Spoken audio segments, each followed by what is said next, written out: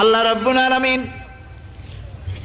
কোরআনে কারীমের ভিতরে নবীজির নাম একটি বারের জন্য নাম ধরে তাকে ডাকেন নাই, বরং তিনি বলেছেন তোমরা পরস্পর পরস্পরকে যেভাবে নাম ধরে ডাকাডাকি করো আমার নবীকে সেভাবে নাম ধরে ডাকবে না। আল্লাহ নিষেধ করেছেন আমার নবীর নাম ধরে ডাকবে না। সুবহানাল্লাহি ওয়া বিহামদিহি।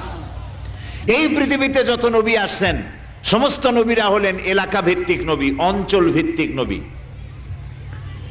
এক এক এলাকার, নূহ আলাইহিস সালাম এক এলাকার, মুসা আলাইহিস সালাম আলাক এলাকার, দাউদ আলাইহিস সালাম আরাক এলাকার, এরকম এলাকা ভাগ ভাগ করা। কিন্তু মুহাম্মদ সাল্লাল্লাহু আলাইহি ওয়াসাল্লামকে আল্লাহ রাব্বুল আলামিন কোন এলাকার জন্য নবী বানান নাই।